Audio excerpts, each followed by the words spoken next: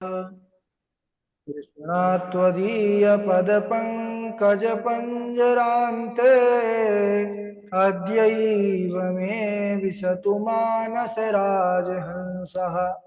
प्राणप्रयाणसमये कफवातपित्तैः कण्ठावरोधनविधौ स्मरणं कुतस्ते नारायणं नमस्कृत्य नरं चैव नरोत्तमं देवीं सरस्वतीं व्यासं ततो जयमुदीरयेत्। श्रीलक्ष्मीनाथसमारम्भां नाथयामुनिमध्यमाम् अस्मदाचार्यपर्यन्तां वन्दे श्रीगुरुपरम्पराम्। अञ्जनानन्दनं वीरं जानकी शोकनाशनं कपीसमक्षहन्तारं वन्दे लङ्काभयङ्करम्। भक्ति भगवंत गुरु चतुर्नाम वपुएक इनके पद वंदन किए नासत विघ्न अनेक। श्री श्यामाजू के पद कमल जब लग हृदय नवास श्याम भ्रमर आवत नहीं तब लगता के पास। बोले वृंदावन बिहारी लाल की जय, भागवत महापुराण की जय, सुखदेव भगवान की जय। परम मंगल में परात्पर अखिलेश्वर अचिंत कल्याण गुणगण निधान सर्वेश्वर सर्वाधिपति अकारण करुणा अरुणालय अकारण करुणा कारक सकल जन कल्यशापहारक परात्पर पर ब्रह्म सच्चिदानंद स्वरूप परम पिता परमात्मा श्री राधा गोविंद सरकार राधा रमण बाधा हरण श्री बांके बिहारी लाल उनका यह वांग में शब्द में विग्रह श्रीमद् भागवत महापुराण।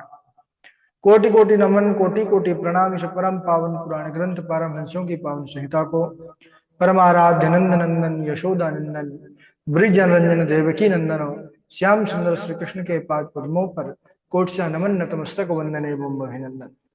उनकी आराधनी शक्ति प्राण प्रिया जगत वंदनी वृषभानंदनी भासुती जगदीश्वरी वर्ष आने वाली श्री किशोरी जी के पावन चरणारविंदों पर कोटसा प्रणति।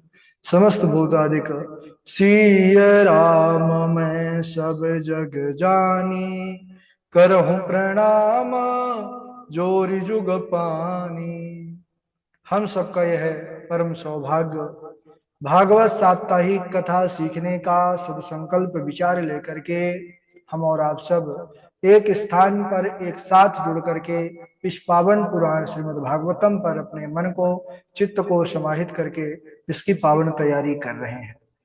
ये तो निश्चित रूप से समझिए कि जिस पर भी भगवान राधा माधव का विशेष अनुग्रह होता है वही इस पावन अवसर का लाभ ले पाता है।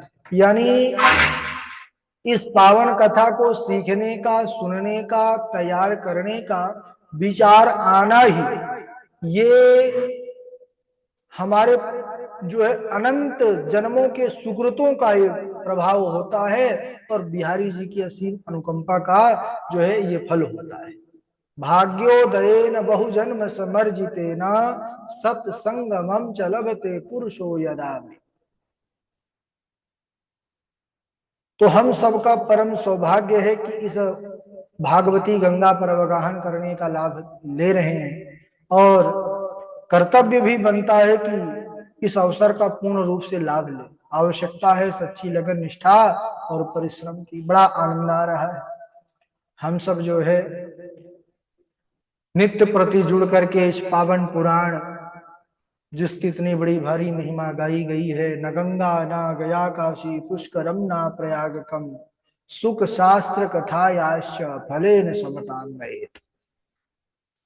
वही पावन भागवत पुराण के सुंदर प्रसंग चरित्रों को प्रतिदिन सुनते हैं, समझते हैं, लिखते हैं, श्लोकों को बढ़िया से कंठस्थ करते हैं। ये हम सबका भजन भी हो रहा है। कल हम सब बड़े ही पावन प्रसंग पर प्रवेश किए थे, वामन चरित्र। वामन भगवान जो है मां अदिति के यहाँ पर अवतार लिए हैं। कब लिए? जब दानवों ने दैत्यों ने असुरों ने देवताओं से उनका घर छीन लिया स्वर्ग, तो देवता हताश होकर परेशान होकर के माँ के पास गए। माता अदिति महर्षि कश्यप से निवेदन किया कि कुछ उपाय बतलाइए। उन्होंने पयोव्रत का विधान बतलाया। उस पयोव्रत के प्रभाव से भगवान नारायण प्रसन्न हुए। नारायण से कहा कि हमारे पुत्रों को उनका राज्य मिल जाए। तब भगवान ने कहा, माता असुरों को युद्ध के द्वारा तो इस समय नहीं जीता जा सकता, लेकिन आपकी मांग को मैं अवश्य पूर्ण करूंगा। मैं स्वयं आपके पुत्र के रूप में आऊंगा और उनको उनका घर दिलाऊंगा। तो यहाँ पर वामन जो है इसलिए नाम पड़ा कि भगवान का जो रूप है छोटा सा है, वामन अंगुल का रूप है, इसलिए नाम भी वामन पड़ गया। और ये पहुंच गए कहां पर? भरूच गुजरात, जहां पर उनका यज्ञ चल रहा था दैत्यराज बलि का। अच्छा, इनके अब भगवान ही है भाई, इनके प्रकाश से, भगवान नारायण के प्रकाश से ही देवता, यज्ञ, सूर्य, चंद्रमा, प्रकाश, तारे, ग्रह, नक्षत्र, ये सब प्रकाशित होते हैं। अब उनके प्रकाश का कहना ही क्या। ऐसा तेजोमय रूप जब राजा बलि के द्वार पहुंचा है, राजा बलि महाराज प्रभावित होकर के तुरंत खड़े होकर के प्रणाम किए, स्वागत किए। उन्होंने प्रणाम करके कहा, स्वागतम ते नमस्तुभ्यं ब्रह्मन् किम करवाम ते ब्रह्मर्षीणाम तपः साक्षान् मन्ये त्वार्य वपुर्धरम। थोड़ा सा इसमें प्रवेश किए थे, पुनरावृत्ति कर रहे हैं कि पूरा वो चरित्र आ जाए एक बार पूरा मेरे इस राज्य में। कहिए मैं आपकी क्या सेवा करूं। मुझे तो ऐसा लगता है कि आज जो ऋषियों की, ब्रह्मर्षियों की तपस्या है वह मूर्तिवत हो करके मेरे सम्मुख प्रकट हो गई हो। आपको क्या चाहिए? गाय चाहिए तो मैं लाखों गाय दान में करता हूँ, स्वर्ण चाहिए तो मैं अपार स्वर्ण धन आपको देता हूँ, राज्य चाहिए तो मैं भी आपको अपना राज्य प्रदान करता हूँ। वामन भगवान ने कहा, राजन तुम ये जो उदारता का भाव मेरे सामने प्रकट किए, मुझे बड़ी प्रसन्नता हुई। तुम्हारा यह उदार चरित्र तुम्हारे वंश परंपरा के अनुकूल है, क्योंकि तुम्हारे कुल में सब बड़े उदार हुए हैं। उन्होंने और विशेष ब्राह्मण भक्त हुए, जो ब्राह्मणों को दान में देने को कह दिए सो दिए, वचन से कभी पीछे नहीं हटे। अरे तुम्हारे पिता यह तो अपने आयु का दान कर दिए। देवता गए ब्राह्मण वेश में, जानते थे कि देवता है, लेकिन ब्राह्मण वेश, ब्राह्मण को देने का वचन कितना इनके अंदर था, उस पालन करने का सामर्थ्य। बड़ी महिमा गाई दैत्यराज बलि की वामन भगवान। बलि कहने लगे, वाह प्रभु, आप दिखते तो बड़े छोटे हैं वामन अंगुल के, लेकिन आपने मेरे कई जो है पीढ़ियों के उनकी महिमा का आपने वर्णन किया है। आप कौन हैं? आप, मुझे लग रहा है, अब आभास हो रहा है कि आप जो दिखते हैं वो नहीं है। कस्तम ब्रह्म। उन्होंने कहा कि मैं कौन हूं मुझे भी नहीं पता। बोले आपके जो है कोई रक्षक हैं, आपके कोई नाथ हैं, यानी देखभाल करने वाले? भगवान ने कहा, नहीं अनाथा, मैं अनाथ हूं। अब वही सबके नाथ हैं। तो क्या चाहिए आपको? तो वामन भगवान ने कहा, मुझे अपने पैरों से 3 पग भूमि दे दो राजन।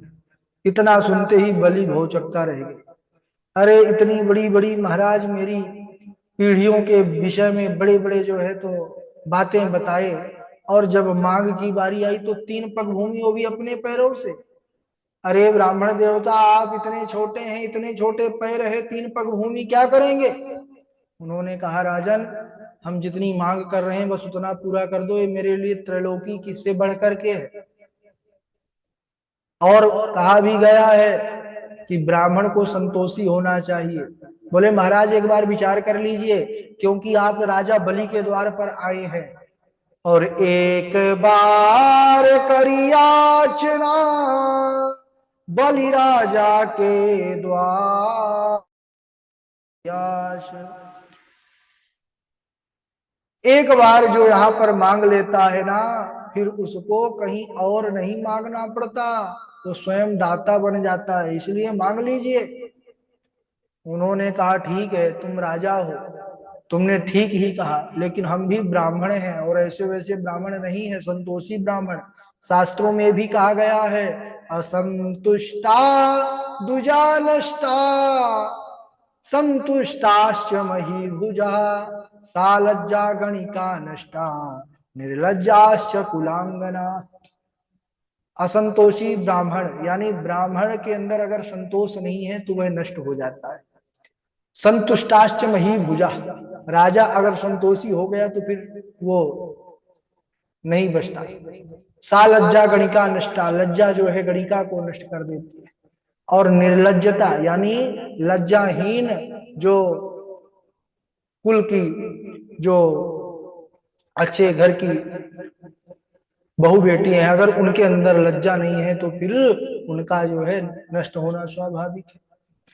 तो हम तो संतोषी ब्राह्मण हैं, हमको 3 पग भूमि ही चाहिए। और तभी महाराज वहां ब्राह्मण देवता वेद मंत्र का पाठ कर रहे थे और मंत्र आया, इदम विष्णु विचक्र में त्रेधा निदधे पदम। अब गुरुजी सुन रहे थे, शुक्राचार्य जी बलि के गुरुजी थे, देख रहे हैं कि ये कोई बड़ा नाटा सा ब्राह्मण आया है, छोटा सा, और जब से ये 3 पग भूमि की ही मांग कर रहा है, डिमांड कर रहा है। 3 से ना तो 2 में आ रहा, ना 4-5 में जा रहा है। ध्यान लगा करके देखे भाई, देखे तो उनको तो सशंख चक्रम सकरीत कुंडलम सपीत वस्त्रम सरशीरु हिक्षण चतुर्भुज रूपी नारायण दिखने लगे। ओहो, तुरंत बैठे थे, भजन कर रहे थे, उठ के खटपट आए चेले के पास, चेला राम क्या कर रहे हो? बोले गुरुजी ब्राह्मण को मैं अब देने के लिए कहा हूं, तो दान देने जा रहा हूं।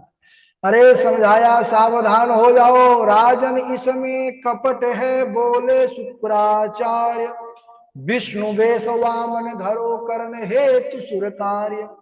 अरे बलि, ये तेरे सामने जो खड़े हैं कोई बामन तिरपन नहीं है, ये विष्णु है, देवताओं का आकार बनाने के लिए तेरे पास आए हैं। इसलिए तू अपने वचन से पीछे हट जा। अभी तूने कहा था कि जो आप कहेंगे मैं दूंगा, बोल दो मैं नहीं दूंगा, मेरा मन बदल गया। बलि ने कहा गुरुजी आप यह क्या बता रहे हैं, झूठ बोलने को कह रहे हैं? मैंने अभी कहा है दूंगा, कह दूं ना दूं, नहीं दूंगा, मैंने नहीं बोला देने के लिए। बोले कि ज्यादा तू पंडित मत बन, है ना। कुछ जगह शास्त्रों में कहा गया है कि यहाँ पर झूठ बोल देने से भी कोई ज्यादा पाप नहीं लगता। कहां पर? तो कहे स्त्री सुनरम विवाहे च वृत्यर्थे प्राण संकटे गो ब्राह्मणार्थे हिंसायाम नानृतम स्या जुगुप्सितम।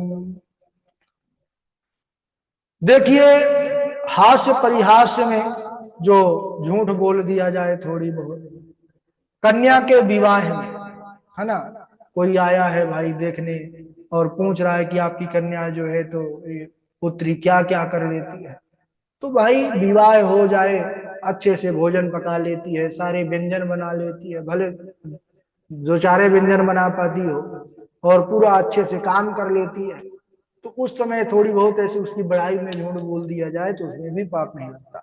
तो कन्या के विवाह में और आजीविका के रक्षा के लिए, प्राण संकट में हो तब, गाय की रक्षा, कहीं पर गोहत्या हो रही हो और आप वहां पर झूठ बोल दो, आपके झूठ से अगर गौ की रक्षा हो रही है तो वहां पर झूठ बोल देना चाहिए।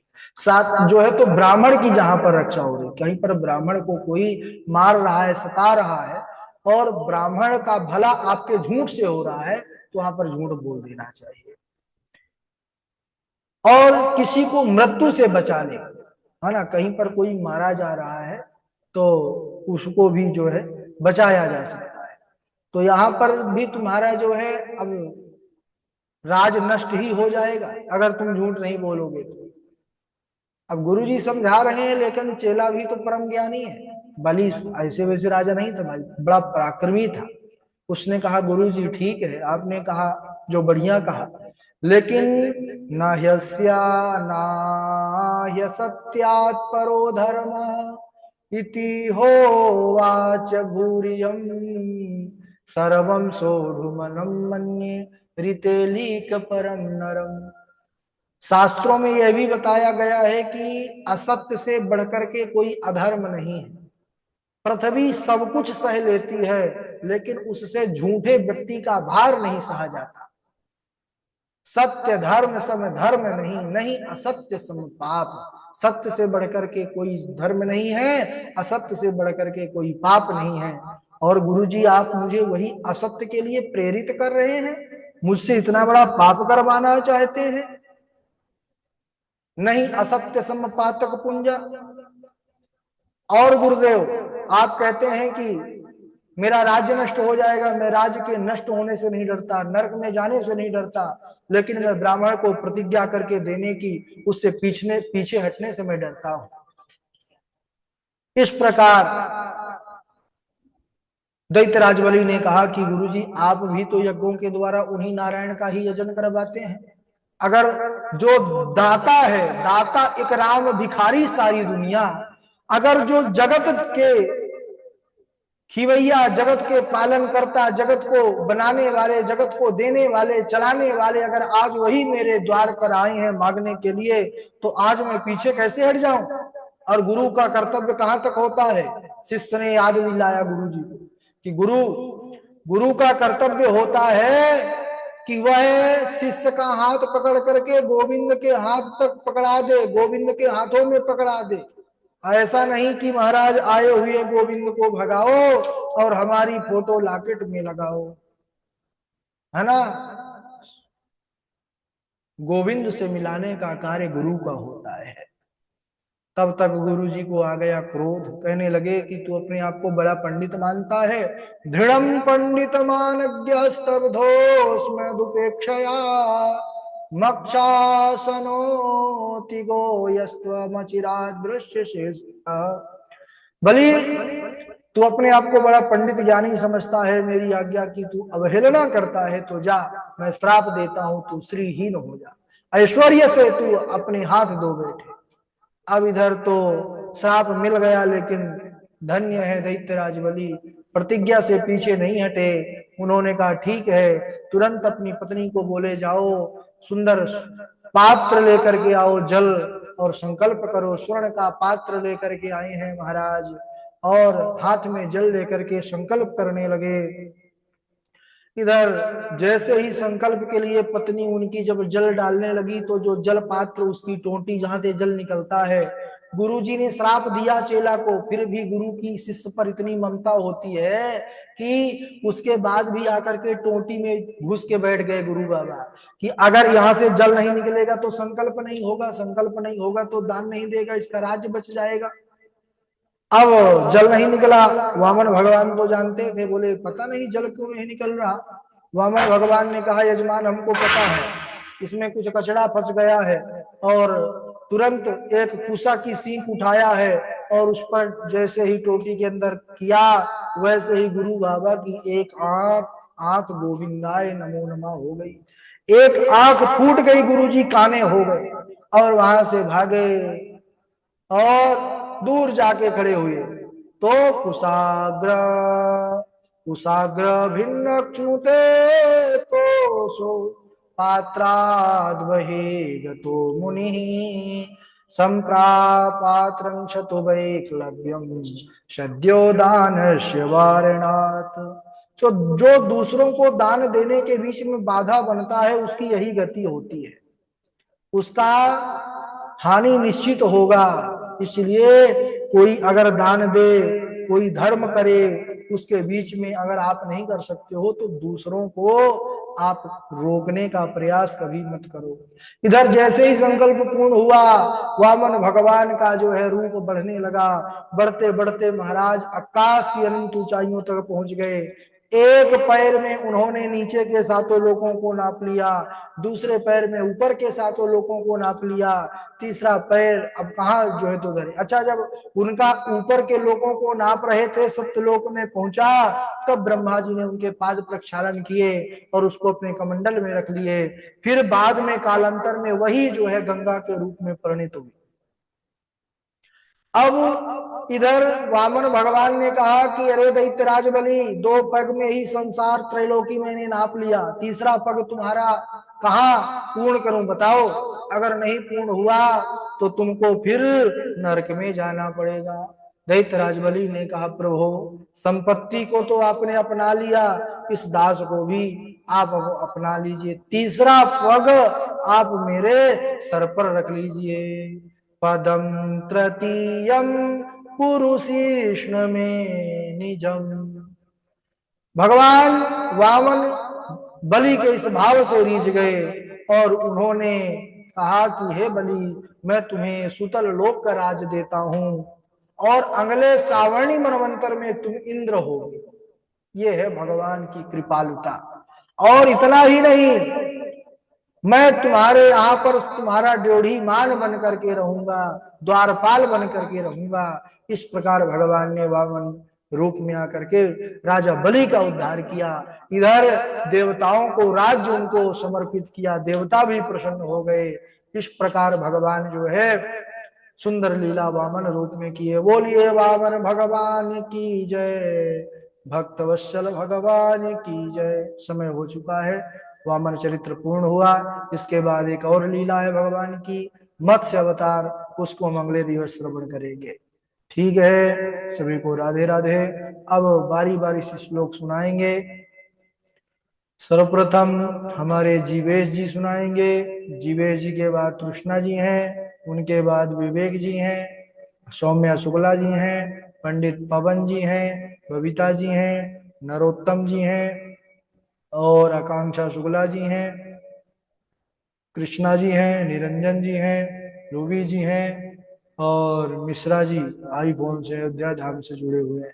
चलिए, स्वागत है जीवेश जी। राधे राधे गुरु जी, प्रणाम। राधे राधे। आवाज हमारी ठीक आ रही है आज?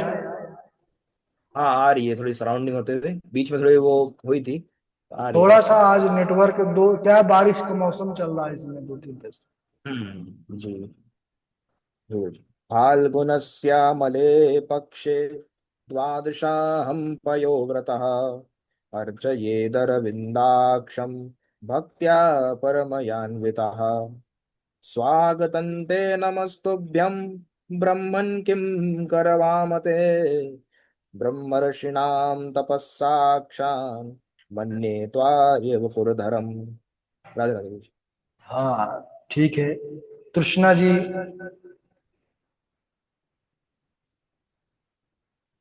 कृष्णा जी आप सुनाएंगे? व्यस्त हैं क्या? जी गुरु जी, राधे राधे।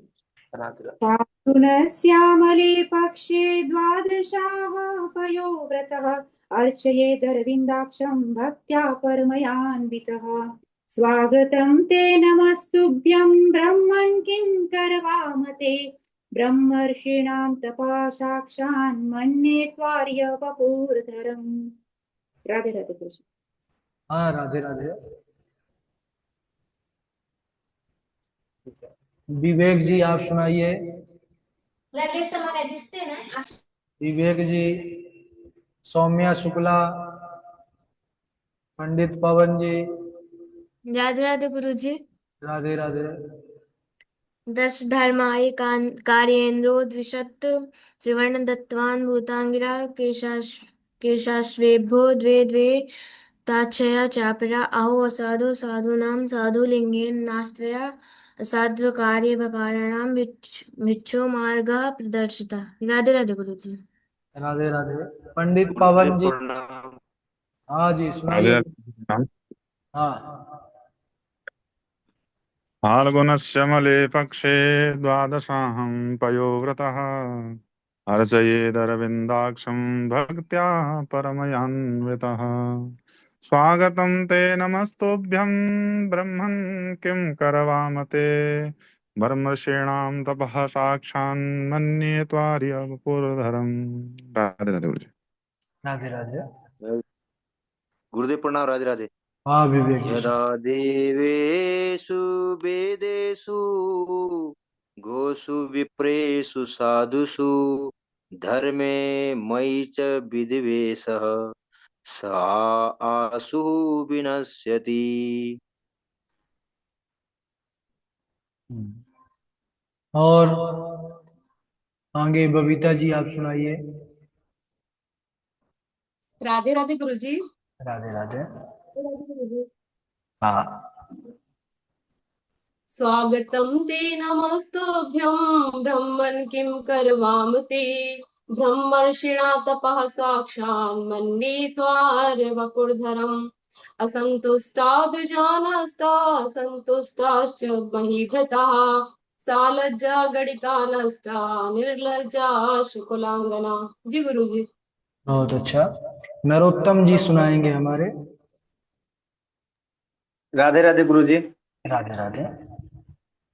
फाल्गुने श्यामले पक्षे द्वादशाहं पयोव्रतः अर्चयेदरविन्दाक्षं भक्त्या परमयान्वितः स्वागतं ते नमस्तुभ्यं ब्रह्मणं किं करवाम ते ब्रह्मऋषीणां तपः साक्षात् मन्ये त्वरवपुरधरम्। राधे राधे गुरु जी। राधे राधे। और आकांक्षा शुक्ला जी राधे राधे गुरुजी प्रणाम। सुनाइए।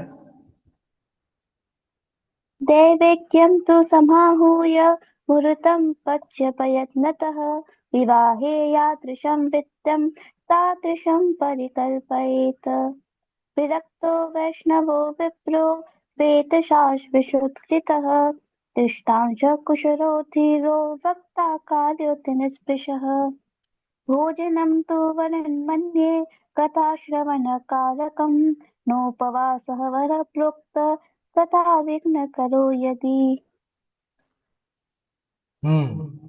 कृष्णा जी आप सुनाइए।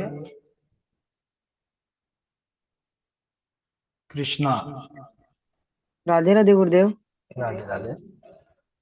फाल्गुनस्य मले पक्षे